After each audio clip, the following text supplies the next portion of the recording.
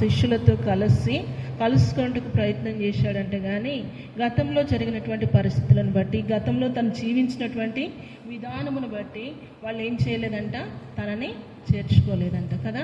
తనని చేర్చుకోలేదు. దేవుని వాక్యంలో ఈ రీతిగా రాయబడుతూ వచ్చింది, అందరూ అతనికి భయపడుతూ వచ్చినారు కదా.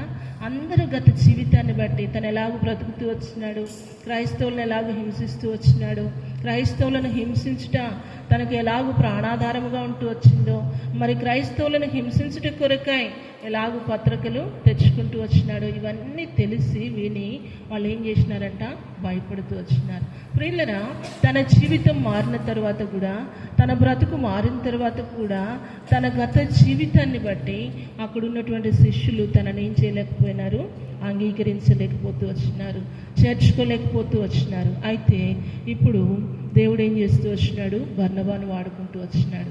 బర్నబా వారి దగ్గరికి వెళ్ళి మరి తన జీవితంలో జరిగినటువంటి కార్యాలన్నీ కూడా వివరిస్తూ వచ్చినాడు కదా. మన జీవితంలో మనం కూడా క్రైస్తవ జీవితము అనేది 2 పార్ట్స్గా ఉండాలి. క్రైస్తవ జీవితము అనేది 2 పార్ట్స్. కారణం ఏంటంటే, యేసుక్రీస్తు ప్రభు వారి జీవితం కూడా 2గా ఉంటూ వచ్చింది, అవునా కాదా? Before Christ, after Christ. క్రీస్తు రాకముందు ఎలాగుంది, క్రీస్తు వచ్చినాక. నీ జీవితంలో, నా జీవితంలో యేసు ప్రభు నీ హృదయంలోనికి రాకముందు నీ జీవితం ఎలాగుందో, యేసు ప్రభు నీ జీవితంలోనికి వచ్చిన తర్వాత, యేసు ప్రభుని సొంత రక్షకునిగా అంగీకరించిన తర్వాత దానికి దీనికి ఏముండాలి, వ్యత్యాసం ఉండాలి కదా. వ్యత్యాసం ఉండాలి. రెండవదిగా ఆ వ్యత్యాసము, ఆ తేడా అనేది సౌలు జీవితంలో ఎవరు చూడగలిగినారు, బర్నబా చూడగలిగినాడు. ప్రియులరా, ఈనాడు లోకము ఏమి ఎదురు చూస్తుంది అంటే, క్రైస్తవ బిడ్డలలో ఒక వ్యత్యాసాన్ని, ఒక ప్రత్యేకతను చూడాలని ఆశపడుతుంది. చాలామందికి క్రీస్తు అంటే ఇష్టమే, బైబిల్ అంటే ఇష్టమే, వాక్యం అంటే ఇష్టమే, కానీ యేసు ప్రభువుని ఎంతో ప్రేమించే వాళ్ళు ఉన్నారు. యేసు ప్రభువుని అంగీకరించడానికి సిద్ధపాటు కలిగినటువంటి హృదయాలు లోకంలో అనేకం ఉన్నాయి. ఆ వాక్యాన్ని తర్వాత మనం చూసినట్లయితే పాటలను ఇష్టపడేవారు అనేకులు ఉన్నారు. కానీ ఎందుకు మందిరానికి రాలేకపోతున్నారంటే, మార్చబడిన మన జీవితాల్లో వాళ్ళు క్రియారూపకంగా చూడలేకపోతున్నారు. క్రీస్తుకు పూర్వం మనం ఎలాగ బ్రతికినామో, క్రీస్తును ధరించుకున్న తర్వాత, రక్షణలోనికి వచ్చిన తర్వాత, బాప్టిజం తీసుకున్న తర్వాత, ఆత్మీయ యాత్రలో మనం కొనసాగుతూ ఉన్నప్పుడు ముందున్న జీవితానికి, వెనుకున్న జీవితానికి ప్రత్యేకతను, ఆ సపరేటెడ్ లైఫ్ని క్రైస్తవుడు కుటుంబానికి చూపించలేకపోతున్నాడు. క్రైస్తవులు తన బిడ్డలకు చూపించలేకపోతున్నారు. ఒక స్త్రీ ప్రభువును అంగీకరించితే మార్చబడిన తన జీవితాన్ని భర్త చూడలేకపోతున్నాడు. ఒక పురుషుడు ప్రభువుని తన సొంత రక్షకునిగా అంగీకరించి బాప్టిజంలో సాక్ష్యం ఇస్తే తన భార్య మార్చబడిన తన జీవితాన్ని ఏం చేయలేకపోతుంది, చూడలేకపోతుంది. అందుకనే నిన్ను బట్టి, నన్ను బట్టి అనేకులు ప్రభువు దగ్గరికి రాలేని వారుగా ఉంటున్నారు. అందుకనే దేవుని వాక్యంలో రాయబడుతూ వచ్చింది, మిమ్మల్ని బట్టియే కదా అన్యజనుల మధ్య నా నామము అవమానపరచబడుతుంది. కనుక ఈ ఉదయ కాలంలో మనం జ్ఞాపకం చేసుకుందాం, బర్నబా సౌలు జీవితంలో జరిగినటువంటి స్థితులన్నీ చూస్తున్నాడు. ఆ పరిస్థితుల ద్వారా తన జీవితంలో ఎలాంటి మార్పు వచ్చింది, ప్రభు తనను దర్శించక పూర్వము తను ఎలాగూ బ్రతుకుతూ వచ్చినాడు, తను ఎలాగూ ప్రవర్తిస్తూ వచ్చినాడు.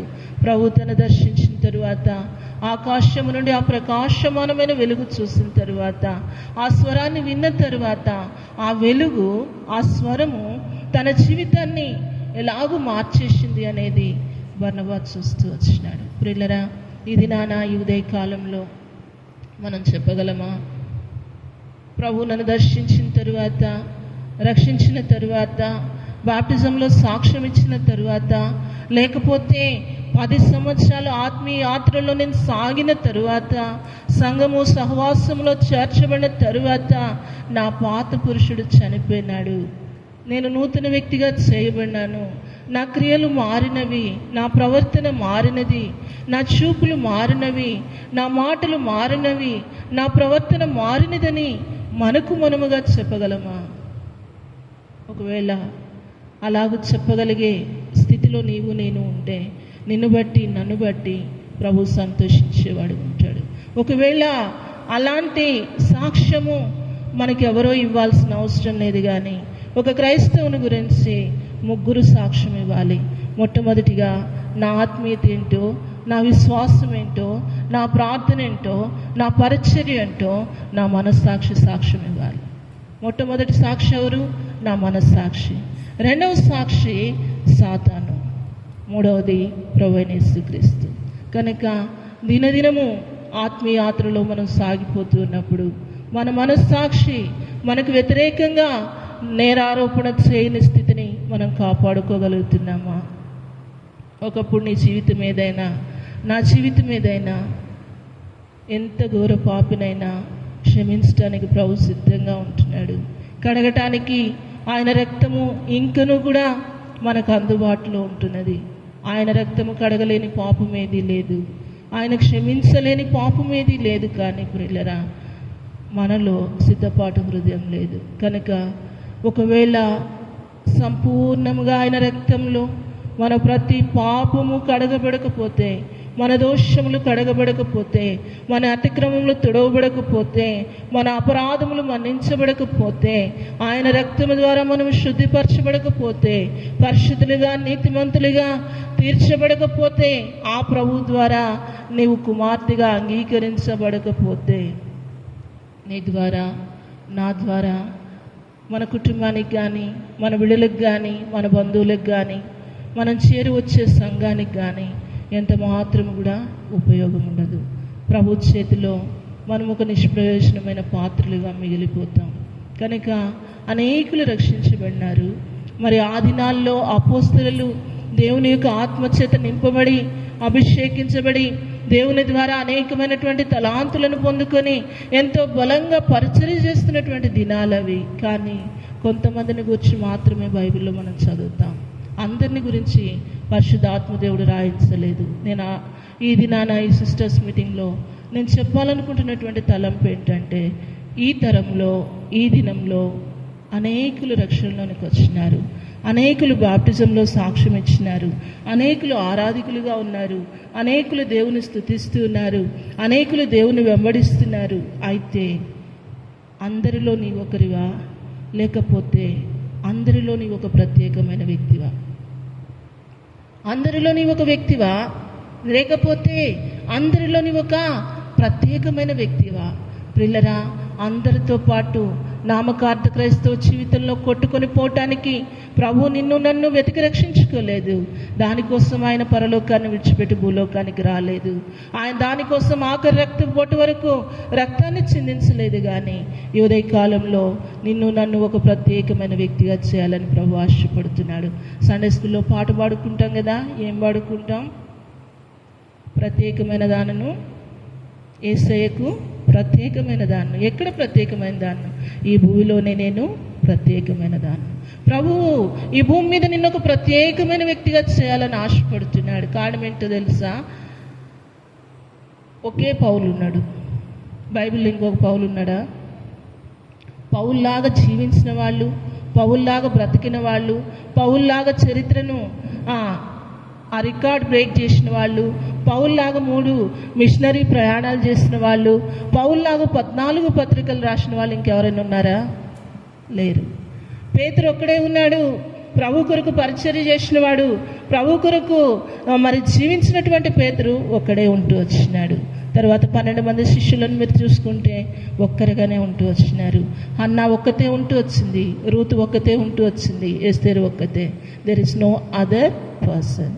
కనుక మనము ఆ గుంపులో కొట్టుకుని పోవాలని ప్రభు ఆశపడలేదు. కానీ ఒక ప్రత్యేకమైన వ్యక్తులుగా మనం బ్రతకాలని, ఒక ప్రత్యేకమైనటువంటి పాత్రలుగా మనల్ని రూపుదిద్దాలని ప్రభు ఆశపడుతూ ఉన్నాడు. అయితే ఈ ఉదయకాలంలో అలాగూ బ్రతకటానికి మనం ఆశపడుతున్నామా? అలాగూ బ్రతకటానికి మనం ఇష్టపడుతున్నామా? ప్రియులరా, మనల్ని మనం పరీక్షించుకుందాం. దేవుని యొక్క కృప ఇంకా ఎందుకు మనల్ని దర్శిస్తుంది, ఇంకా ఎందుకు ఆయన వాక్యము పదే పదే మన ఎద్దుకు వస్తుందంటే మన పితరుల వలె మనం బ్రతకాలని ప్రభు ఆశపడుతున్నాడు. తర్వాత మనం చూసినట్లయితే ప్రియులరా, బర్నబాని ఏర్పరచుకుంటూ వచ్చినాడు. ఆత్మయాత్రలో సాగిపోతూ వచ్చినప్పుడు, శిష్యులు తన విషయంలో అభ్యంతరపడుతూ వచ్చినప్పుడు దేవుడు అలాగూ పక్కన పెట్టలేదు, కానీ బర్నబాను లేవనెత్తుతూ వచ్చినాడు. బర్నబా ద్వారా తన జీవితంలో కలిగిన మరి మార్పును వివరిస్తూ వచ్చినాడు. బర్నబా వివరించిన తర్వాత శిష్యులు అపోస్తలుడైనటువంటి పౌలును చేర్చుకుంటూ వచ్చినారు. వారితో కలిసి ఆ యొక్క యెరూషలేములో ఉంటూ మరి పరిచర్య చేస్తూ వచ్చినాడు. అక్కడ కూడా బలంగా సువార్తను ప్రకటిస్తూ వచ్చినాడు. అయితే ప్రియులరా, మరి ఇలాగ జీవితం మార్చబడింది కదా, మరి శిష్యులతో తాను కూడా కలిసినాడు కదా, మరి ప్రభు కొరకై జీవిస్తున్నాడు కదా, సువార్తను బలంగా ప్రకటిస్తూ వస్తున్నాడు కదా అని చెప్పి తన జీవితంలో శ్రమ రాలేదా, శోధన రాలేదా అంటే కింద వచనాల్లో చదువుదాం. 28వ వచనం.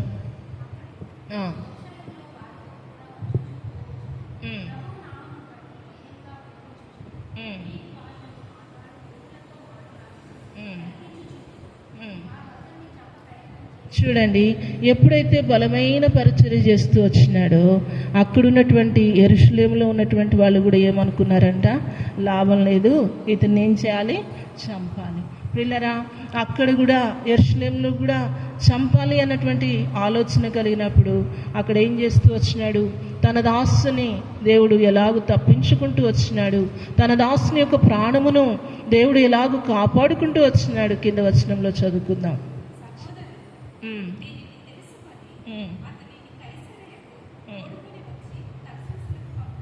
చూడండి, ఆ సహోదరులు అతని దీనిని తెలుసుకొని అతన్ని కైసరేకు తోడుకొని వచ్చి తార్సునకు పంపిరి. మొట్టమొదట అక్కడ శిష్యులు దమస్కులో అతన్ని తప్పిస్తూ వచ్చినారు. ఇక్కడ యెరూషలేములో సహోదరులు, తనతో పాటు ఉన్నటువంటి సహోదరులు ఏం చేస్తూ వచ్చినారంట, అతన్ని తప్పించి ఎక్కడికి పంపించినారంట, తార్సునకు పంపినాడంట. ప్రభువు మరి పౌలు విషయంలో ఒక ఉన్నతమైన ఉద్దేశం కలిగిన వాడు కనుక ప్రతి విధమైన కీడు నుంచి, ప్రతి విధమైనటువంటి అపాయము నుంచి, పొంచి ఉన్నటువంటి మరణము నుంచి తన బిడ్డలను వాడుకొని తప్పిస్తూ వచ్చినాడు. కనుక మన జీవితంలో ప్రభు కొరకు మనం బ్రతకాలి అని ఆశపడినప్పుడు, ప్రభు యొక్క ఉద్దేశాన్ని గుర్తెరిగి దానికి అనుగుణంగా ఆత్మయాత్రలో మనం సాగిపోతూ వచ్చినప్పుడు, శత్రువు ఎన్ని ఆటంకాలు తీసుకొచ్చినా, శత్రువు ఎన్ని అడ్డుబండలు తీసుకొచ్చినా, ఎన్ని ప్రతికూలతలు తీసుకొచ్చినా ప్రియులరా, ప్రభు ఏం చేస్తాడు, అపోస్తలుడైన పౌలును తప్పించినట్లుగా నిన్ను నన్ను తప్పించి కాపాడుకుంటూ వస్తాడు. కనుక మన జీవితంలో జ్ఞాపకం చేసుకోవాలి. చాలాసార్లు మనకు అనిపిస్తుంది, ఎందుకు నాకు ఈ పరిస్థితి, ఎందుకు నాకు ఈ శ్రమ, ఎందుకు నాకు ఈ శోధన, ఎందుకు నాకే ఈ అనారోగ్యము అనుకుంటాం. కానీ అపోస్తలుడైన పౌలు అలాగూ అనుకొని ఆగిపోయినట్లయితే మనకు 14 పత్రికలు వచ్చేవి కావు, 3 మిషనరీ ప్రయాణాలు చేయగలిగేవాడు కాడు. కనుక ఆత్మీయ జీవితంలో అపోస్తలుడైన పౌలు ద్వారా నీవు నేను నేర్చుకోవాల్సింది ఏంటంటే, ప్రభు కొరకు మనం యథార్థంగా బ్రతికేటప్పుడు, నమ్మకముగా బ్రతికేటప్పుడు, ఆత్మయాత్రలో ముందుకు సాగిపోయేటప్పుడు శత్రువు ఎలాంటి పరిస్థితులు తీసుకొచ్చినా, ఒకవేళ అననుకూలమైనటువంటి పరిస్థితులు తీసుకొచ్చినా, అనారోగ్యాలు తీసుకొచ్చినా, నిందలు తీసుకొచ్చినా, అవమానాలు తీసుకొచ్చినా మనం ఆత్మయాత్రలో సాగిపోవాలి. అందుకనే దైవజనుడు భక్సింగ్ గారు చెప్తూ వచ్చినారు, నాగటి మీద చేతిని పెట్టి వెనుక తట్టు తిరుగువాడు నాకు పాత్రుడు కాడు. మన జీవితంలో ఒకసారి నాగటి మీద చేతిని పెట్టిన తర్వాత కష్టమైన, నష్టమైన, మరణమైన, అనుకూలతైన, ప్రతికూలతైన ముందుకే సాగి వెళ్ళాలి, కానీ ఆత్మయాత్రలో ఎన్నడూ వెనక్కి తిరగకూడదు. అందుకని ఒక ఇంగ్లీష్ సాంగ్ పాడుకుంటాం. ఏం పాడతాం? No turning back, no turning back, the world before మీ.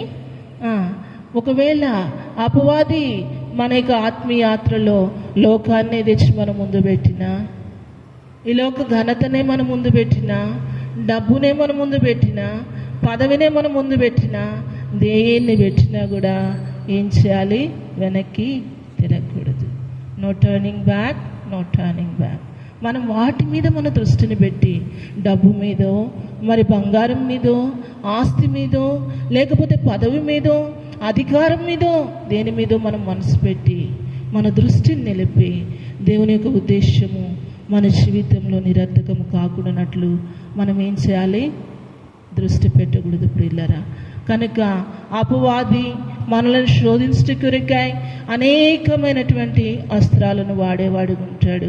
అపవాది ఏ రీతిగానైనా ఎలాంటి వాడు అంటే, ఒక్కసారి ఒక శోధన తెస్తే ఆ శోధనను మనం జయించినామనుకో, 10 శోధనలు మనం జయించినామనుకో, 10 శోధనలు జయించింది కదా ఈ వ్యక్తి, ఇక ఓడిపోదులే, బలహీనపరచబడదులే, పడిపోదులే, నాకు ఆ స్థలం ఇయ్యదులే అని చెప్పేసి మనల్ని విడిచిపెట్టి వెళ్ళిపోడు. కానీ అపవాది ఏం చేస్తాడో తెలుసా? రక్షించబడిన దినం మొదలుకొని మనం ఈ లోక యాత్రను ముగించేంత వరకు, మన గొంతులో ఉన్న ఊపిరిపోయేంత వరకు ఏదో ఒక పోరాటం, ఏదో ఒక ఆశ, ఏదో ఒక వల, ఏదో ఒక ఉరి ఒడ్డుతూనే ఉంటాడు. అయితే నీవు నేను చేయవలసింది ఏంటంటే, మన పితరులను మన కళ్ళ ముందు ఉంచుకోవాలి. అపోస్తలుడైన పౌలు తన ఆత్మీయ యాత్రలో ఎలాగో ముందుకు సాగుతూ వచ్చినాడో మనం జ్ఞాపకం చేసుకోవాలి. ఈ మధ్య కాలంలో ప్రభు సన్నిధిలో నేను ప్రార్థన చేస్తూ వచ్చిన, భూపాలపల్లి పరిచర్యకు వచ్చిన తర్వాత నా వ్యక్తిగత జీవితంలో, నా ఆత్మీయ పోరాటంలో నేను ఎదుర్కొంటూ వచ్చిన అనారోగ్యాలు, నేను ఎదుర్కొంటూ వచ్చినటువంటి ప్రతికూల పరిస్థితులు, ప్రతికూలమైనటువంటి వాతావరణము, నా జీవితంలో శత్రువు తీసుకొచ్చినటువంటి పోరాటాలు, వీటన్నిటి మధ్య ప్రభు సన్నిధిలో కన్నీరు గారుస్తూ వచ్చిన, ప్రభువా ఈ పరిస్థితుల మధ్య నేను నీ కొరకు ఒక సజీవ సాక్షిగా బ్రతకాలని ఆశపడుతున్నా, నీ కొరకు ఒక బలమైన పాత్రగా నేను బ్రతకాలని ఆశపడుతున్నా. నా విషయంలో నీకు ఉన్నటువంటి ఉన్నతమైన ఉద్దేశము, నా విషయంలో నువ్వు కలిగి ఉన్నటువంటి ఆ ఉన్నతమైనటువంటి దర్శనానికి అనుగుణంగా నేను బ్రతకాలని ఆశపడుతున్నా. ఆ దర్శనం నా జీవితంలో నెరవేర్చట నా కనులారా నేను చూడాలని ఆశపడుతున్నా. అయితే ఇలాగ నేను బ్రతకాలంటే నేనేం చేయాలి? నాకు నీ కృపనియవా? మరి ఈ పరిస్థితుల్లో నేను 4 గోడల మధ్య ఎలాగో ఆదరించబడాలి, ఎలాగూ ధైర్యపరచబడాలి, ఎలాగూ బలపరచబడాలి, ఎలాగూ పొరికొల్పబడాలి, ఎలాగూ ఉజ్జీవింపబడాలి, నాకు అర్థం కావటం లేదు. నేనే సండే స్కూల్ తీస్తా, నేనే సిస్టర్స్ మీటింగ్ తీస్తా, మరి నాకెట్ నుంచి ఆదరణ వస్తుంది? నాకెట్ నుంచి పొరికొల్పు వస్తుంది? ఈ 4 గోడల మధ్యని ప్రభు సన్నిధిలో కన్నీరుగార్చి ప్రార్థన చేస్తూ వచ్చినప్పుడు ప్రభు నాకు ఇచ్చిన తలంపు, అపోస్తుడైన పౌలు జీవితాన్ని ధ్యానించు. అపోస్తుడైన పౌలు జీవితాన్ని పదే పదే చదువు, పదే పదే ధ్యానించు. ఎలాంటి ప్రతికూలతలో, ఎలాంటి మరణాపాయ పరిస్థితుల్లో, ఎవ్వరూ లేకుండా ఒంటరిగా ఉన్న సమయంలో సైతము ఎలాగూ నా కొరకు బ్రతుకుతూ వచ్చినాడు.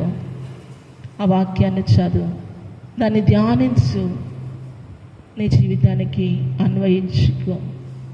ఆ దినాల్లో, సంఘం లేని దినాల్లో, వాక్యం లేని దినాల్లో, సహవాసం లేని దినాల్లో, బోధలు లేని దినాల్లో, పురికొల్పు లేని దినాల్లో నా కొరకు నా బిడ్డలు ఎలాగూ బ్రతుకుతూ వచ్చినారు.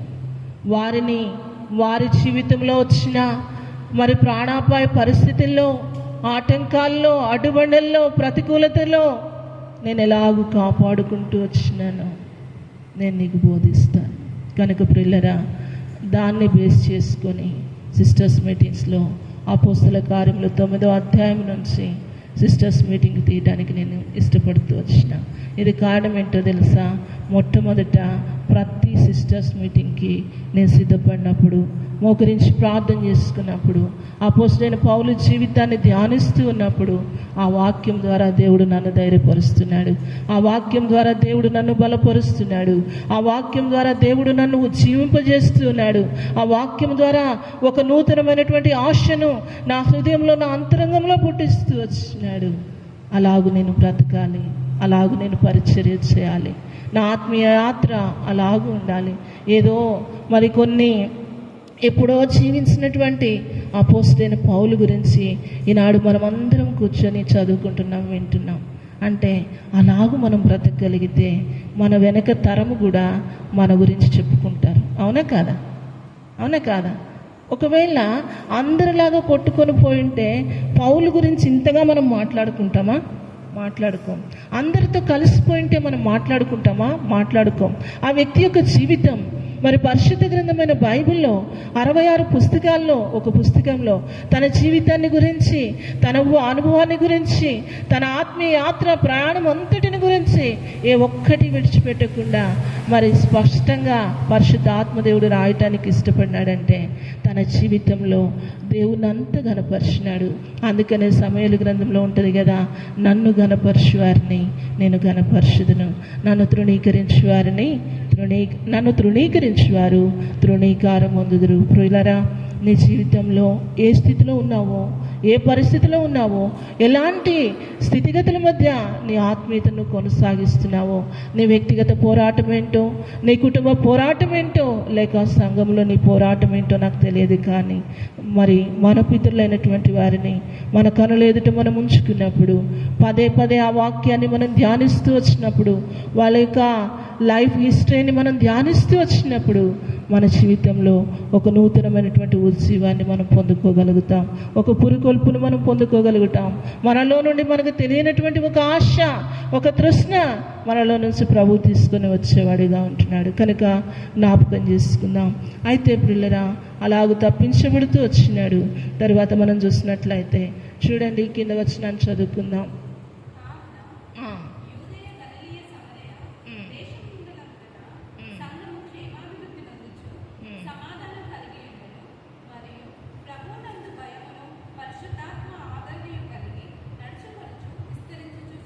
మనమందరము కూడా ఈ వచనాన్ని ఎత్తిపట్టి ప్రార్థన చేయాలి. అపోస్తల కార్యములు 9:31 ఎత్తిపట్టి ప్రతి స్త్రీ ప్రార్థన చేయాలి, ప్రతి విశ్వాసి ప్రార్థన చేయాలి. ప్రభు చిత్తంలో ఉండి అనేకమైన శ్రమలు, అనేకమైన పరిస్థితులు అనుభవిస్తూ ప్రభు ద్వారా తప్పించబడుతూ ఆనాడు శిష్యులు పరిచర్య చేసినప్పుడు ఆ దినాల్లో సంఘం ఏమవుతూ వచ్చిందంట, ఎక్కడెక్కడంట, యూదయ, గలిలయ, సమరయ దేశంలో ఏందంతటా సంఘం ఏమవుతూ వచ్చింది, క్షేమాభివృద్ధి నొందుతూ వచ్చింది. సంఘము క్షేమాభివృద్ధి నొందుతూ వచ్చింది. తర్వాత మరి సమాధానమును కలిగి ఉండెను. క్షేమాభివృద్ధి నొందటం మాత్రమే కాదు, సమాధానం కలిగి ఉంది. మరియు ప్రభువునందు భయమును పరిశుద్ధాత్మ యొక్క ఆదరణ కలిగి నడుచుకొనొచ్చు విస్తరిస్తూ వచ్చింది.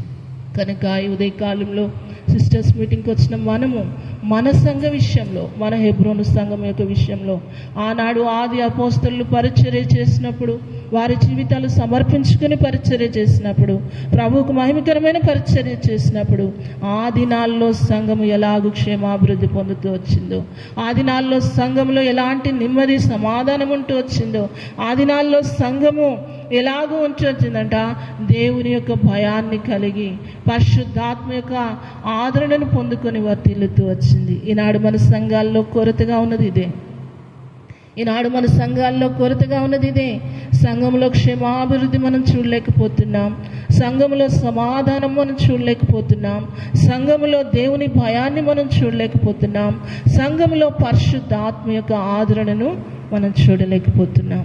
మనమందరము ఒప్పుకోవాల్సినటువంటి సత్యం. కనుక ఈ దినం నుండి ఒక నూతనమైన ప్రార్థన మనం చేద్దాం. ప్రభువా, అపోస్తల కార్యములు 9:31 ప్రకారం ఆనాడు మరి ఆ ప్రాంతములలో యూదయ, గలిలయ, మరి ఆ యొక్క ప్రాంతములన్నింటిలో ఎలాగూ సంఘము క్షేమాభివృద్ధి పొందుతూ వచ్చిందో, ఎలాగూ సంఘము సమాధానకరంగా ఉంటూ వచ్చిందో, ఎలాగూ దేవుని యొక్క భయముతో సంఘము నింపబడుతూ వచ్చిందో, పరిశుద్ధాత్మ యొక్క ఆదరణ ఆ సంఘములో ఎలాగూ ఉంటూ వచ్చినదో, ఆ సంఘం ఎలాగూ వర్ధిల్లుతూ వచ్చిందో ఈనాడు మా హెబ్రోన్ని కూడా జ్ఞాపకం చేసుకో.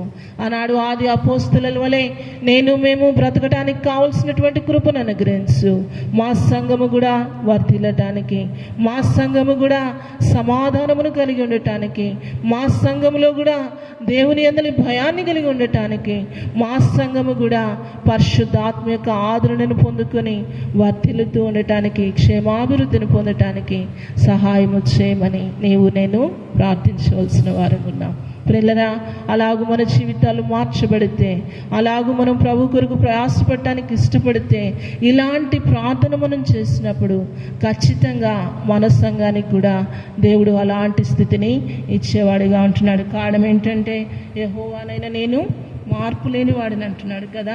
నిన్న నేడు నిరంతరము ఒకటే రీతిగా ఉన్నాను, నేను మార్పు లేని వాడిని అంటున్నాడు. కనుక ప్రియులరా, మన జీవితంలో ఈ ఒక నూతనమైనటువంటి ప్రార్థన ఎప్పుడూ చేసిన ప్రార్థన కాదు, కానీ దేవుని వాక్యంలో మనం గమనించినప్పుడు అనేకమైనటువంటి నూతనమైనటువంటి అనుభవాలు, ప్రార్థనలో నూతనమైనటువంటి అనుభవాలు మనకు దొరికేవి ఉంటున్నాయి. కనుక ఈ అపోస్తల కార్యముల గ్రంథం 9:31 ఆధారం చేసుకొని, ప్రభా మా సంఘానికి క్షేమాభివృద్ధి కలుగచేయవా, మా సంఘంలో సమాధానం కలుగచేయవా, మా సంఘంలో ఐక్యతను కలుగచేయవా, మా సంఘంలోనికి వచ్చే ప్రతి ఒక్క బిడ్డకు దైవికమైనటువంటి భయాన్ని కలిగించవా, పరిశుద్ధాత్మ యొక్క ఆదరణ సంఘానికి వచ్చే ప్రతి బిడ్డ పొందుకోవడానికి సహాయం చేయమని మనమందరము ఏక మనసు కలిగి ప్రార్థన చేసినప్పుడు పరిశుద్ధాత్మ దేవుడు ఏం చేస్తాడు? ఖచ్చితంగా తన కార్యాన్ని జరిగించేవాడు ఉంటున్నాడు.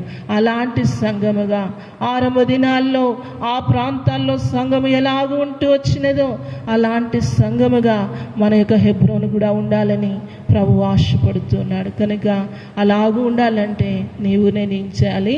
ప్రార్థించే వారంగా ఉండాలి. తర్వాత కింద వచనాన్ని చదువుకుందాం.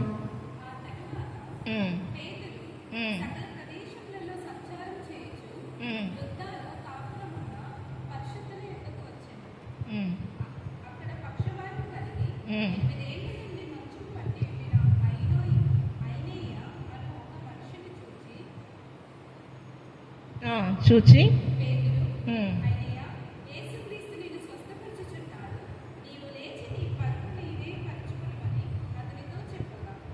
వెంటనే అతడు లేచి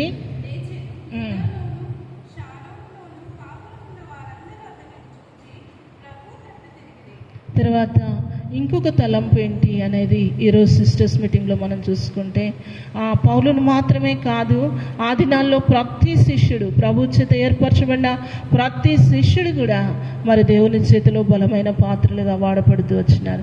పేతురు లుద్దాలో ఉన్నప్పుడు ఏం జరిగిందంట, అక్కడ ఒక వ్యక్తిని చూస్తూ వచ్చినాడు. ఆ వ్యక్తి 8 సంవత్సరాల నుండి ఏ రోగంతో ఉన్నాడంట? పక్షవాయువుతో పడి ఉన్నాడంట. అయితే ఆ వ్యక్తిని చూసి పేతురు ఏమంటూ వచ్చినాడు? ఏమన్నాడు?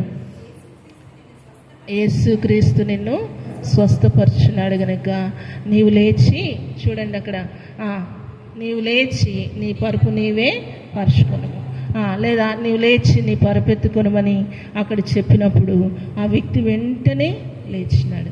అంటే శిష్యులు దేవుని చేతిలో ఎంత బలంగా వాడబడుతూ వచ్చినారు, దేవుని యొక్క ఆత్మను వాళ్ళు ఎంతగా పొందుకుంటూ వచ్చినారు, దేవుని యొక్క అభిషేకము వాళ్ళలో ఎంతగా ఉంటూ వచ్చినది, వాళ్ళలో ప్రార్థన శక్తి ఎంతగా ఉంటూ వచ్చినది అనేది మనం జ్ఞాపకం చేసుకుంటే, ప్రియులరా, పేతురు ఆ వ్యక్తిని చూసి నీవు లేచి నీ పరుపెత్తుకోమంటే వెంటనే లేచినాడు. యేసుక్రీస్తు నిన్ను స్వస్థపరచడానికి ఇష్టపడుతున్నాడు కనుక నీవు లే అంటే లేచినాడు. 8 సంవత్సరాల నుండి లేవలేని స్థితిలో పక్షవాయువుతో బాధపడుతున్నటువంటి వ్యక్తి పేతురు యొక్క నోటి మాటను బట్టి దేవుడు ఏం చేస్తూ వచ్చినాడు? స్వస్థతనిస్తూ వచ్చినాడు. ఆ కార్యము ఆ ప్రాంతంలో వాళ్ళందరూ కళ్ళతో చూస్తే, అంతకుముందు పేతురు సువార్త చెప్తే వినని వారు, హృదయాన్ని కఠినం చేసుకున్నవారు, మరి లోబడినటువంటి వారు, నిరాకరించిన వారు, తృణీకరించిన వారు ఎప్పుడైతే వాళ్ళ కళ్ళతో కార్యమును చూస్తున్నారో వెంటనే ఆ ప్రాంతంలో ఉన్న వారందరూ కూడా ఎవరి తట్టు తిరిగినారంట? ప్రభు తట్టు తిరిగినాడు.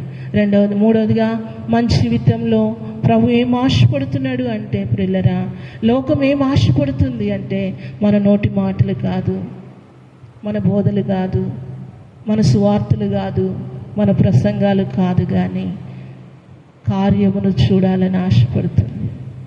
దేవుడు గొప్పవాడు, దేవుడు అద్భుతాలు చేసేవాడని మనం చెప్తున్నాం, కానీ ఆ కార్యములు ఈనాడు సంఘంలో కనబడట్లేదు. ఆనాడు పేతురు యేసుక్రీస్తు నిన్ను స్వస్థపరచగోరుతున్నాడు గనక నీవు లే అంటే 8 సంవత్సరాల నుండి పక్షవాయువుతో బాధపడినటువంటి వ్యక్తి ఏం చేసినాడు? వెంటనే లేచినాడు.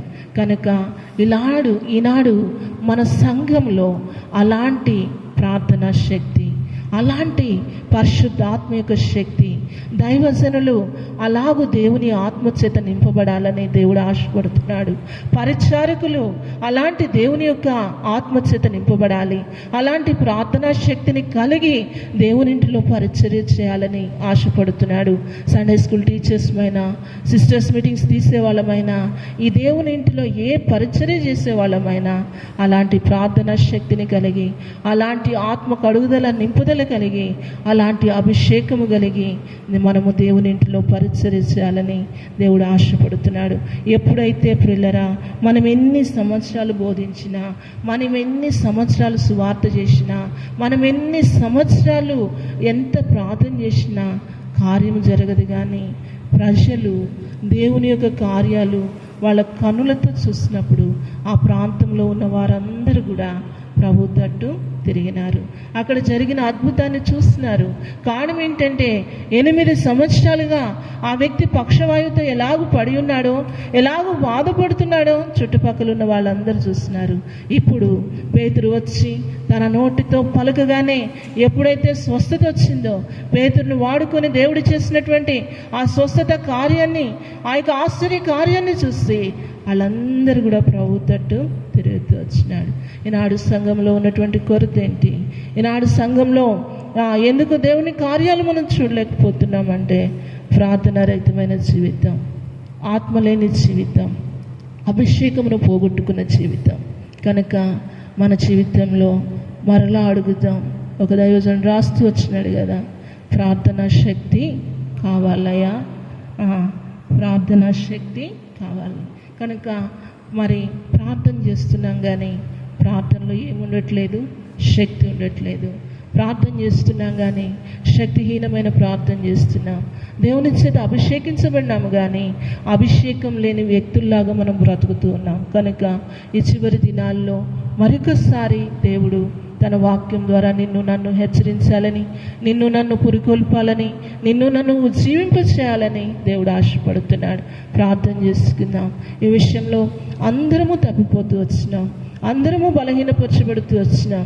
నీ ప్రార్థనా శక్తిని మరి సంఘానికి, మన తోటి విశ్వాసులకు, మన కుటుంబీకులకు, మన రక్త సంబంధికులకు, మన బంధువులకు మనం వ్యక్తిగతంగా చూపించడంలో ఓడిపోయిన వారం, వ్యక్తిగతంగా చూపించడంలో మరి ఎంతగానో బలహీనపరచబడిన వారం. కనుక ప్రభు సన్నిధిలో మన బలహీనతలు ఒప్పుకుందాం, మన ఓటమిని ఒప్పుకుందాం, ప్రభు సన్నిధిలో ప్రార్థన చేద్దాం. ప్రభువా, ఆనాడు ఆ యొక్క యూదయ సమరయ ప్రాంతములలో పేతురు చేసిన అద్భుతాన్ని బట్టి అక్కడున్న ప్రజలందరూ నీ వైపు ఎలాగూ తిరుగుతూ వచ్చినారు. ఈనాడు ప్రభువా, మా చుట్టూ ఉన్న ప్రజలు నీ వైపు తిరగాలంటే, మా చుట్టూ ఉన్నటువంటి ప్రజలను, మా కుటుంబంలో ఉన్నటువంటి వ్యక్తులను, మా యొక్క రక్త సంబంధికులను, మా బంధువులను, మా స్నేహితులను, మా సంఘాన్ని నీ వైపు తిప్పాలి అంటే, వారిని సిలువ చేత ఆకర్షించబడేటట్లుగా చేయాలి అంటే, వారిని క్రీస్తు వైపు మళ్లించాలి అంటే ప్రభువా, ఆనాడు జరిగిన కార్యము ఈనాడు మాలో కూడా జరిగించు. ఆనాడు మరి ఆది అపోస్తలులకు ఇచ్చినటువంటి ప్రార్థనా శక్తి దేవా నాకు మాకు దయచేయనైనా, ఆ యొక్క అభిషేకము మాకు కూడా అనుగ్రహించు ప్రభువా. వారికి ఒక దేవుడు కాదు, మాకొక దేవుడు కాదు కదా, నీవు నిన్న నేడు నిరంతరము ఏకరీతిగా ఉన్న దేవుడు కదా, వారిలాగా మమ్మల్ని ఏర్పరచుకున్నావు కదా, వారి వలె మమ్మల్ని రక్షించుకున్నావు కదా, వారికి ఇచ్చిన కృప మాకు ఇస్తూ ఉన్నావు కదా. ఆనాడు ఇంకా సంఘం లేదు, సహవాసం లేదు, బైబిల్ చేతిలో లేదు, మరి బోధించేవారు లేరు. కానీ నాడు ఎన్నో వస్తువులు నీకు నాకు అనుగ్రహిస్తూ వచ్చినాడు. అనేకమైనటువంటి అనుకూలతలు నీకు నాకు ఉన్నాయి. ప్రతికూలతల మధ్య ఆది అపోస్తలు అలాగూ పరిచర్య చేయగలిగితే ప్రియులరా, ఈనాడు ఒక చక్కని మందిరం ఉంది. ఆదివారం ఆరాధన ప్రియులరా, బల వర్తమానం, ఆరాధన వర్తమానం ఎంతో సువార్త మనకు అందించబడుతూ ఉంది. మరి సంఘ ప్రార్థన, మరి తిరిగి బైబిల్ స్టడీ మనకు అందించబడుతుంది. ఎన్నో సిస్టర్స్ మీటింగ్స్ తీస్తూ ఉన్నాం. ఈ స్థలంలో విస్తారమైన వాక్యం మన యొద్దకు వస్తూ ఉంది. ఫోన్ ఆన్ చేస్తే పాటలు, వాక్యాలు, సాక్ష్యాలు. నీకు అందుబాటులో దేవుడు ఎన్ని అనుకూలతలు తీసుకొచ్చినాడు. నువ్వు ఆత్మీకంగా బలపడటానికి, నీవు ఆత్మీకంగా ఉజ్జీవింపబడటానికి, నీవు ఆత్మీకంగా పురికొల్పబడటానికి, నిన్ను నీవు పురికొల్పుకొని దేవుని పరిచర్య చేయటానికి నాకు అనుకూలత లేదు అని చెప్పడానికి లేకుండా నీ చుట్టూ అనేకమైన అనుకూలతలు ఇచ్చినాడు. ఇన్ని కలిగిన మనము శక్తిహీనులముగా మనం ఉంటే, ప్రార్థన రహితులముగా మనం ఉంటే, అభిషేకము కోల్పోయిన వారముగా మనం ఉంటే రేపు దేవుని న్యాయ సింహాసనం ఎదుట నిలవబడినప్పుడు మనం ఏ సాకు చెప్పలేం. చెప్పడానికి ఏమైనా సాకులు ఉన్నాయా? చెప్పడానికి ఏమైనా కారణాలు ఉన్నాయా? మనం చెప్పే ఏ సాకు కూడా అంగీకరించబడదు కదా. కాబట్టి మనల్ని మనం సరి చేసుకుందాం. ఇన్ని సంవత్సరాల ఆత్మీయాత్రలో ఎంతో నష్టపోతూ వచ్చినాం, ఎంతో గ్రహింపు లేకుండా బ్రతుకుతూ వచ్చినాం, నామకార్థ క్రైస్తవ జీవితంలో కొట్టుకొని పోతూ వచ్చినాం. మనకు తెలిసిందే భక్తి అనుకున్నాం, మనకు తెలిసిందే ప్రార్థన అనుకున్నాం, మనకు తెలిసిందే ఆత్మీయత అనుకున్నాం, మనకు తెలిసిందే జ్ఞానం అనుకున్నాం. మనకెంత తెలుసు అది చాలనుకొని మన చుట్టూ ఒక గిరిని గీసుకొని మనం బ్రతికినాం. కానీ పిల్లరా, దేవుని వాక్యం యొక్క లోతుల్లోనికి మనం వెళ్తే, వాక్యం యొక్క వెలుగులోనికి మనం వెళ్తే మనం నేర్చుకోవాల్సింది చాలా ఉన్నది. కీర్తనాకారుడు అంటాడు, ఏమంటాడు? నీవే నా దేవుడు అని నీ యందు నేను నమ్మిక ఉంచున్నాను, నీ ఇష్టానుసారంగా బ్రతకటం నాకు నేర్పించు కదా. నీవే నా దేవుడు అని నీ యందు నేను నమ్మిక ఉంచున్నాను కనుక నీ ఇష్టానుసారంగా బ్రతకటం నాకు నేర్పించు. కనుక పిల్లరా, మనము దేవుని చిత్తానుసారంగా బ్రతకగలిగినట్లు దినదినము వాక్యం దగ్గరికి రావాలి. ఉదయకాలం మనం లేచిన తర్వాత ఒకవేళ బ్రేక్ఫాస్ట్ చేయకపోతే శరీరం ఏమైపోద్ది? నిన్న మంచిగా 3 ఎత్తులు తిన్నా, గత దినాలన్నీ మనం సమృద్ధి అయిన భోజనం చేసినా ఈ ఉదయం తిండి తినకపోతే ఎట్లుంటుంది? సిస్టర్స్ మీటింగ్ అంటే ఉదయం లేచి పిల్లల్ని రెడీ చేసుకొని ఆ పని చేసి ఈ పని చేసి తిండి తింటానికి ఉండదు. ఇక్కడికి వచ్చిన తర్వాత నాకున్న బీపీ షుగర్ని బట్టి కళ్ళు తిరుగుతూ ఉంటాయి. ఒక్కోసారి కూర్చోటానికి కూడా శరీరం సహకరించదు. అయితే నేనంట, మన శరీరం బలపరచబడటానికి దినదినము ఆహారం తింటున్నాం, నీళ్లు తాగుతున్నాం దప్పికకు. అయితే పిల్లరా, మన ఆత్మ సంగతి ఏంటి? ఆత్మను బలపరచుకోవటానికి నీ జీవితంలో నువ్వెంత వాక్యాన్ని చదువుతున్నావు? ఆత్మను బలపరచుకోవటానికి నీ జీవితంలో నువ్వెంతగా ప్రార్థన చేస్తున్నావు? ఆత్మను బలపరచుకోవటానికి నీ జీవితంలో నువ్వెంతగా ప్రభు పాదాలు పట్టుకొని కన్నీరు గారుస్తున్నావు? ప్రార్థన లేకుండా, వాక్యం లేకుండా, దేవుని పాదాలు కన్నీటితో పట్టుకోకుండా ఆత్మను కాపాడుకోలేము. మనం ఆత్మను కాపాడుకోవాలంటే, ఆత్మీకంగా బలపడాలంటే, ఆత్మీకంగా పురికొల్పబడాలంటే, ఆత్మీకంగా ఉజ్జీవింపబడాలంటే, మన ద్వారా అనేకులు ఆత్మీకంగా బలపడాలంటే సమృద్ధి అయిన వాక్యం మన హృదయంలో ఉండాలి, సమృద్ధి అయిన ప్రార్థన ఉండాలి, దేవుని సన్నిధిలో కన్నీటితో ఆయన పాదాలు పట్టుకునే అనుభవం ఉండాలి పిల్లరా. అప్పుడు మాత్రమే మన జీవితం మన కుటుంబానికి ఆశీర్వాదకరంగా ఉంటుంది, మన జీవితం మన బిడ్డలకు ఆశీర్వాదకరంగా ఉంటుంది, మన జీవితం మన రక్త సంబంధికులకు ఆశీర్వాదకరంగా ఉంటుంది, మన జీవితం సంఘానికి ఆశీర్వాదకరంగా ఉంటుంది. ప్రతి స్త్రీ వాక్యాన్ని సమృద్ధిగా చదివి ప్రార్థనా జీవితాన్ని సమృద్ధిగా కాపాడుకొని దినదినము కన్నీటితో దేవుని పాదాలు పట్టుకుంటే సంఘము క్షేమాభివృద్ధిలో ఉంటుంది, సంఘంలో సమాధానం ఉంటుంది. అందుకని దేవుని అంటాడు, ఏమంటాడో తెలుసా? అమ్మలారా, మా తిప్పలన్నీ మీతోటే, మీరెంత పరిచర్య చేస్తారో అంత బలహీనలు. కాబట్టి మీరు ప్రార్థన చేసుకోండి, మీరు మొరపెట్టండి, వాక్యాన్ని చదవండి, కన్నీటితో దేవుని పాదాలు పట్టుకోండి. మీలో ప్రార్థన ఉంటే, మీలో విశ్వాసం ఉంటే, మీలో ఆత్మీయత ఉంటే సంఘము క్షేమాభివృద్ధి పొందుతుంది, సంఘంలో సమాధానం ఉంటుంది, సంఘము నెమ్మదిగా ఉంటుంది, పరిశుద్ధాత్మ యొక్క ఆదరణ సంఘంలో ఉంటుంది, పరిశుద్ధాత్మ యొక్క కార్యాలు సంఘంలో జరగటం అనేకులకు మనం చూపిస్తాం. ఇంకొకటి చూసి ఈ సిస్టర్స్ మీటింగ్ని మనం ముగించుకుందాం. కింద వచనాన్ని చదువుకుందాం.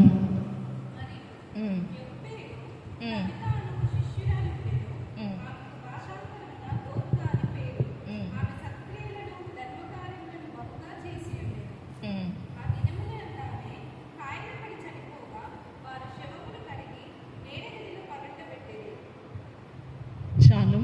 దీని గురించి తబిత గురించి గత దినాల్లో కూడా ఒక సిస్టర్స్ మీటింగ్ చేసినాం.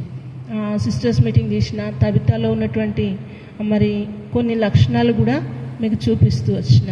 ఇక్కడ మనం చూస్తే తబిత భాషాంతరం ఆమెకి ఏం పేరంట? డోర్కస్ అంటే లేడీ అని అర్థం కదా. గత సిస్టర్స్ మీటింగ్లో ఇవన్నీ నేను చెప్తూ వచ్చిన. అయితే ఈమె ఎవరంట? ఒక శిష్యురాలు కదా. ఈమె ఒక శిష్యురాలు కనుక ప్రియులారా, మన జీవితంలో ఈమె జీవితం ద్వారా కూడా ఈ దినాన కొన్ని తలంపులు మనం చూసుకుందాం. ఆమె ఒక శిష్యురాలుగా ఉంటూ వచ్చింది. తర్వాత మనం చూసినట్లయితే మొట్టమొదటిగా ప్రభువుని అంగీకరించింది, మరి రక్షణ అనుభవంలోనికి వచ్చింది. అక్కడితో ఆగిపోకుండా ప్రభువుకు శిష్యురాలుగా ఉంటూ వచ్చింది. శిష్యులకు ఉండాల్సిన లక్షణాలు ఏంటి, ఎలాగుంటే శిష్యులుగా ఉంటామనేది గత సిస్టర్స్ మీటింగ్లో నేను తీస్తూ వచ్చిన. అయితే మొట్టమొదటిగా ఈమె శిష్యురాలుగా ఉంటూ వచ్చింది. రెండవదిగా మనం చూస్తే చూడండి, ఆమె ఏం చేస్తూ వచ్చిందంట? సత్క్రియలు చేస్తూ వచ్చిందంట. బహుగా ధర్మకార్యములు చేసింది. ఈమె జీవితంలో రెండవ లక్షణం ఏంటంటే సత్క్రియలు చేసిందిగా ఉంటుంది. సత్క్రియ అంటే అర్థం ఏంటి? మంచి పనులు. కనుక మరి శిష్యురాలుగా మార్చబడిన ఈమె చాలా మంచి పనులు చేసింది, దాన ధర్మాలు కూడా చేస్తూ వచ్చింది. అందుకని ధర్మకార్యములు బహుగా చేసిందని రాయబడుతూ వచ్చింది. అయితే చివరికి ఒక దినాన ఆమె ఏదో అనారోగ్య పరిస్థితిని బట్టి ఏమవుతూ వచ్చింది? చనిపోతూ వచ్చింది. చనిపోతే ఎవరు కబురు పంపించినారంట? ఇద్దరు మనుషులను పంపిస్తూ వచ్చినారు. ఎవరి దగ్గరికి? పేతురు దగ్గరికి పంపిస్తూ వచ్చినాడు. పంపిస్తే పేతురు ఆ స్థలానికి వచ్చారు. వీళ్ళు ఏం చేసినారో తెలుసా? చనిపోయిన ఆమెను ఏం చేశారంట? చూడండి, ఆడ ఏం చేశారు చెప్పండి. ఏం చేశారు? మంచిగా కడిగి ఎక్కడ పెట్టారంట? మేడగదిలో పెట్టారు.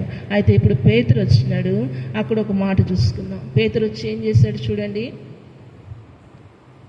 దేవుని వాక్యంలో నుండి 40 వచనం.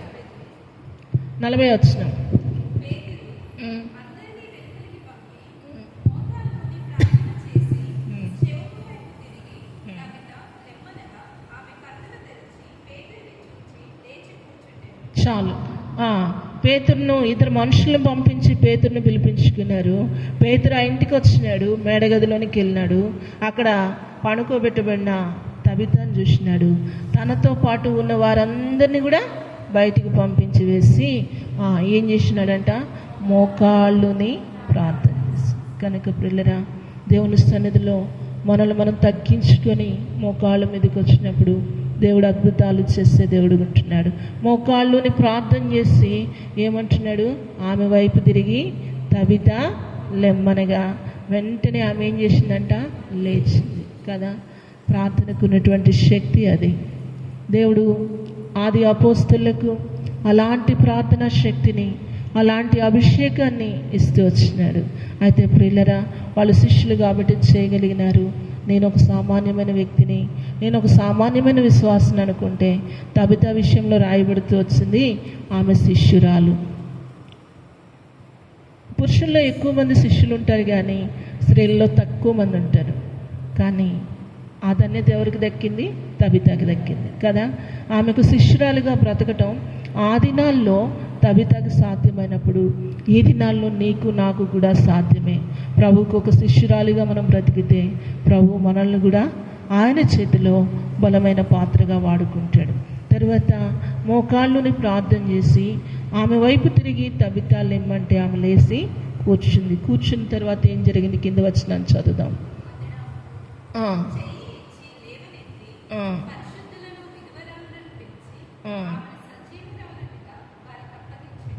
చూడండి, బాధపడుతున్న వాళ్ళని, ఏడుస్తున్న వాళ్ళందరినీ పిలిచి ఆమెను సజీవురాలిగా ఈ మోకాళ్ళుని చేసిన పేతురు ప్రార్థన ఏం చేసింది? మరణంలో నుండి తబితను లేపింది. కనుక ప్రియులారా, మన జీవితంలో మనం జ్ఞాపకం చేసుకోవాలి, అన్నిటికన్నా ప్రాముఖ్యమైనది ప్రార్థన. ఒక విశ్వాసికి ఊపిరిగా ప్రార్థన ఉండాలి. ప్రార్థనే మనకు ఊపిరిగా ఉండాలి. బిల్లీ గ్రహం గారి విషయంలో చెప్తారు కదా, యవనస్తులు పోయి అడిగినారంట, ఇంతగా పరిచర్య చేయటానికి, ప్రపంచవ్యాప్తంగా తిరిగి సువార్త చేయటానికి కారణం ఏంటి, రహస్యం ఏంటి అంటే 3 అన్నాడంట. ఏంటియో చెప్పమంటే సాయంత్రం మీటింగ్లో చెప్తా అన్నాడంట. వచ్చిన తర్వాత స్టేజ్ ఎక్కి చెప్తున్నాడంట, నా ప్రార్థనకు, నా పరిచర్యకు మరి 3 ముఖ్యమైన కారణాలు.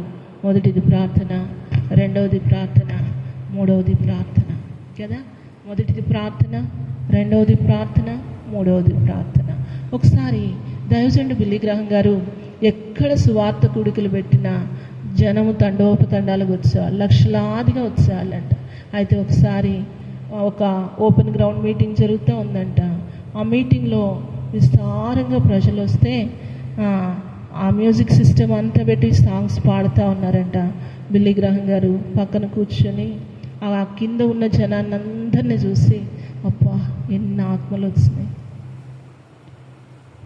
నా పరిచర్య ప్రతిఫలమే కదా ఈ ఆత్మలన్నీ అని తన మనసులో తను అనుకొని సంతోషిస్తూ ఆ స్టేజ్ పైకి వచ్చి నిలబడితే దేవుడు అంటున్నాడంట, బిల్లీ నువ్వు అనుకుంటున్నావు కదా ఈ ఆత్మలన్నీ నీ పరిచర్య ఫలమని.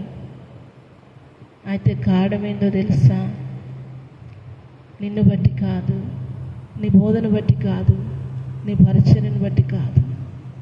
ఆ వెనుక లైన్లో ముసుగేసుకొని ఎవ్వరికి కనబడకుండా కూర్చొని కన్నీటితో ప్రార్థన చేస్తుంది చూడు, ఆ ముసలామను బట్టి. ఎవరామే? బిల్లీ గ్రహం గారి భార్య. ఎవరామే? బిల్లీ గ్రహం గారి భార్య. మనోళ్ళు ఏం చేస్తుంటారు? దైవజనులు ఎవరైనా ఏం చేస్తారు? హడావుడిగా వాక్యం సిద్ధపడటం, హడావుడిగా రెడీ అవటం, పరుగులు తీయటం, దీని తర్వాత అది, దాని తర్వాత అది, దాని తర్వాత అది, బిజీ షెడ్యూల్. కానీ ఒక దైవజనుని పరిచర్య నిలబడాలంటే వెనుక సేవకురాల యొక్క ప్రార్థన, సేవకురాల యొక్క కన్నీరు, సేవకురాల యొక్క మొర ఆ సంఘానికి ప్రాముఖ్యమైనటువంటి పాత్రగా ఉంటుంది. కాబట్టి మన జీవితంలో నీ కుటుంబానికి నీ ప్రార్థన అవసరం, సంఘానికి నీ ప్రార్థన అవసరం, నీ బిడ్డలకు నీ ప్రార్థన అవసరం. కనుక పేతురు ప్రార్థించినాడు, అద్భుతాలు జరుగుతూ వచ్చినాయి. పేతురు ప్రార్థన చేస్తే 8 సంవత్సరాల నుండి పక్షవాయువుతో బాధపడిన వ్యక్తి స్వస్థత పొందినాడు. పేతురు ప్రార్థన చేస్తే చనిపోయినటువంటి తబిత తిరిగి లేస్తూ వచ్చింది. మోకాళ్ళుని ప్రార్థించినట్లుగా మనం చూస్తాం. వాళ్ళందరూ వచ్చి, ఆ శిష్యురాలు అని ఎందుకు రాసినాడంటే వాళ్ళందరూ వచ్చి ఆమె చనిపోయినప్పుడు పేతురు దగ్గరికి ఏడుస్తూ, ఆమె బ్రతికున్న దినాల్లో వాళ్ళ కుట్టించిన వస్త్రాలను చూపిస్తూ ఏడ్చినారంట. ఆమె చేసిన ధర్మకార్యాలన్నీ చూపిస్తూ ఏడుస్తూ వచ్చినారు. రేపటి దినాన్ని మనం చనిపోయిన తర్వాత, ఇలా ఒక యాత్రను ముగించిన తర్వాత మన గురించి సాక్ష్యం చెప్తారు. మనం ఎలాగ బ్రతికినాం, మనం ఎన్ని ఆత్మలు సంపాదించినాం, ఎలాగ పరిచర్య చేసినాం, కుటుంబానికి మనం ఎలాగ బ్రతికినాం, బంధువుల మధ్య మనం ఎలాగ బ్రతికినాం, మన కడుపును పుట్టిన బిడ్డల ఎదుట మనం ఎలాగ బ్రతికినాం, సంఘంలో మనం ఎలాంటి సాక్ష్యాన్ని సంపాదించుకున్నాం అనేది ఈనాడు ప్రతి ఫ్యూనరల్ మీటింగ్లో ఏముంటాయి? టెస్టిమోనీస్ ఉంటాయి. అవునా కాదా? టెస్టిమోనీస్ ఉంటాయి. కొంతమందికి ఎక్కువ మంది చెప్తారు, కొంతమందికి తక్కువ మంది. కొంతమందికి సాక్ష్యాలంటే ఎవరు లేచిరారు.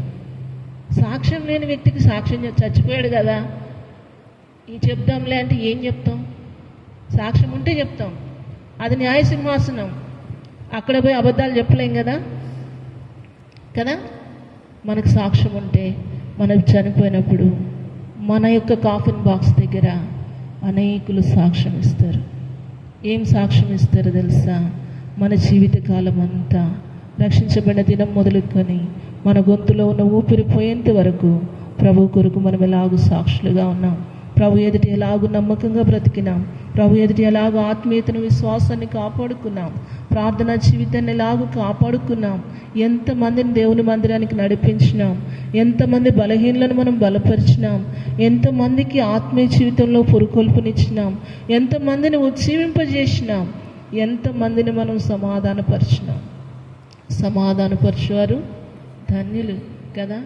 సమాధానకరమైనటువంటి పరిచర్య మనం ఏం చేసినాం అనేది ఆ దినాన మన జీవితాన్ని చూసిన వారందరూ కూడా ఏం చేస్తారు? సాక్ష్యం ఇస్తారు. అంత మాత్రమే కాదు, ప్రకటన గ్రంథంలో అంటాడు, మన జీవిత యాత్రను మనం ముగించి మన ఆత్మ పరలోకం వెళ్ళేటప్పుడు మన వెంట ఏమొస్తాయంట?